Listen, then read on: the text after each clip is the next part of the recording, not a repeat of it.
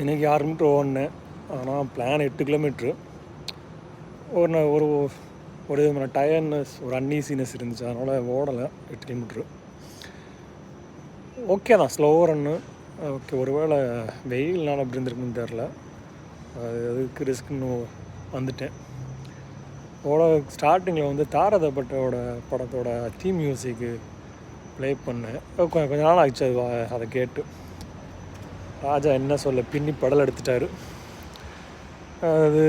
அதுக்கு அந்த அது ஒரு நல்ல ஒரு என்ன சொல்ல பீட் வந்து இன்னும் கொண்டாடி இருக்கணும் அந்த தீமை. But okay. அப்புறம் இன்னும் 4 நாளில், இந்த 2 நாளில் ஹாக்கி வேர்ல்டு கப் ஆரம்பிக்குது. ஆக்சுவலாக நான் ரொம்ப எதிர்பார்த்துருக்கிட்டு மோஸ்ட் எக்ஸ்பெக்டடு வேர்ல்டு கப் இந்த வேர்ல்டு கப்பு. இந்தியா வின் பண்ணுமான்னு கேட்டால் வின் பண்ண ஆசை, பட் ஆனால் கஷ்டம்.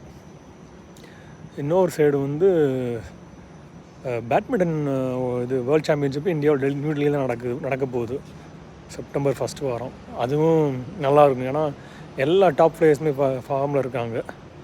அதனால் அதுவும் ரொம்ப எதிர்பார்த்துக்கிட்டு இருக்கேன். பார்ப்பேன் எப்படி போகுதுன்னு. நாளைக்கு வந்து ஆஸ்திரேலியா வர்சஸ் பங்களாதேஷ் மேட்ச் ஆரம்பிக்குது. Test match, first test. கிட்டத்தட்ட 15-16 தெரில, கிட்டத்தட்ட 20 வருஷம் இருக்கும் நினைக்கிறேன் லாஸ்ட்டாக பங்களாதேஷ் அங்கே விளாண்டு. ஆஸ்திரேலியாவுக்கு வந்து இந்த நெக்ஸ்ட்டு 12 மாதம், ஒரு வருஷம் கிட்டத்தட்ட 20 டெஸ்ட் 21 டெஸ்ட்டாக விளாடுறாங்க. இதுவரை அப்படி விளாண்டதே இல்லை. ரொம்ப ஹோல் ஆஸ்திரேலியா கிரிக்கெட் ஃபேன்ஸே ரொம்ப இதாக வெயிட் பண்ணிக்கிட்டு இருக்கிறாங்க எப்படி போகுதுன்னு. This will define the team. இந்த டீமு, பேட் கமின்ஸோட டீமை இந்த ஒரு வருஷம் டிஃபைன் பண்ணும். ஏன்னா இது இருக்குது, இங்கிலாண்டில் ஆஷஸ் இருக்குது, சவுத் ஆஃப்ரிக்காவோட மேட்ச் இருக்குது, இந்தியாவோட மேட்ச் இருக்குது, நியூசிலாந்தோட மேட்சஸ் இருக்குது. எல்லாமே ஓரளவு ஸ்ட்ராங்கான டீம்ஸு. பார்ப்பேன். நானும் ரொம்ப எதிர்பார்த்துக்கிட்டு இருக்கிறேன். இனிமேல் வந்து நாளைக்கு ஒன்றும் இல்லை விட்டால் சாட்டர்டே மார்னிங் தான். சரி, பார்ப்போம்.